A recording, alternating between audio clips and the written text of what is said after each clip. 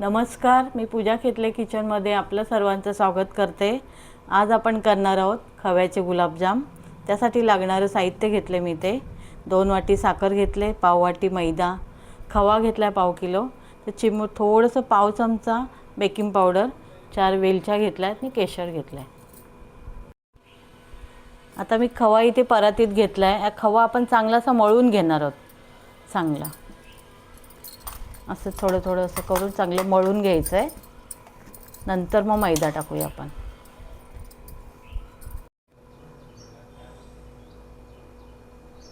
तर आपण हा खवा मळून घेतलेला आहे चांगला। आता आपण त्याच्यामध्ये थोडं थोडंसं मैदा टाकणार आहोत। आपल्याला पाहिजे तेवढाच घ्यायचं, असं एकदम घट्ट पण करायचं नाही।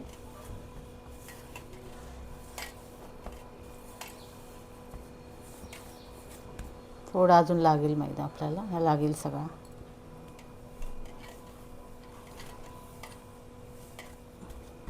तर याच्यामध्ये आपण बेकिंग पावडर टाकणार थोडी, पाव चमचा।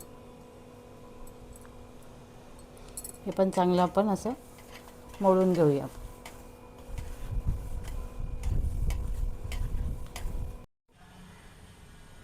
आता पीठ चांगलं मळून घेतलं आहे। थोडंसं आपण तूप टाकूया।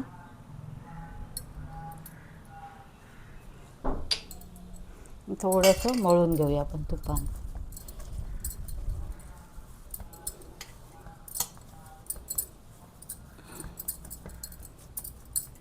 याचे आपण आता छोटे छोटे गोळे करूया।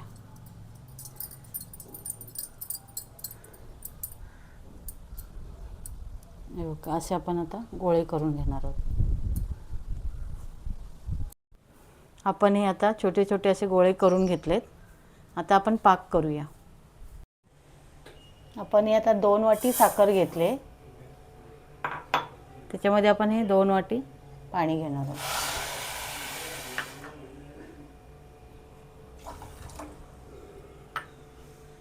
नंतर त्याच्यामध्ये आपण हे केशर टाकणार आहोत आणि वेलची आपण ठेचून टाकले। आपण आता पाक करून घ्या, साधा पाक करून घ्यायचा आहे।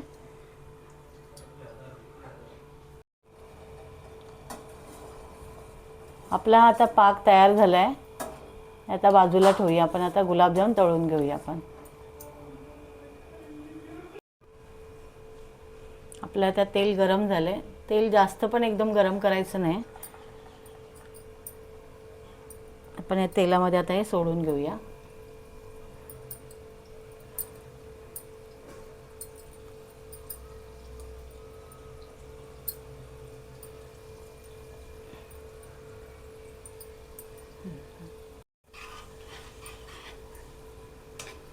हे बघा, हे आपले आता चांगले गुलाबजाम चांगले असे फ्राय झालेले आहेत।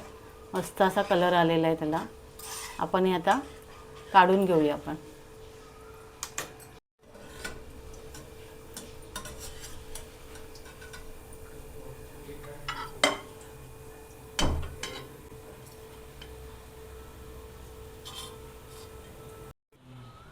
आपले आता तळून झालेत गुलाबजाम सगळे। पण ह्या पाकामध्ये टाकणार आहोत। पाक हा मीडियम ठेवायचा, एकदम पण गरम नको आहे। तर ह्याच्यामध्ये आपण पाकामध्ये टाकून घेऊया।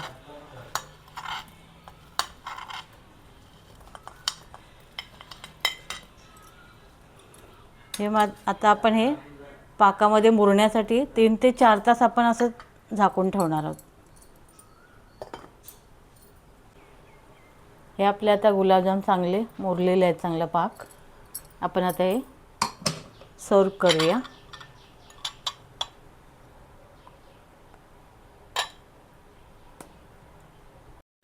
हे आपले तयार झालेले आहेत माव्याचे गुलाबजाम। खूप छान झालेले आहेत। तुम्ही नक्की करून बघा आणि आपल्या चॅनलला सबस्क्राईब केलं नसेल तर नक्की करा, लाईक शेअर करा।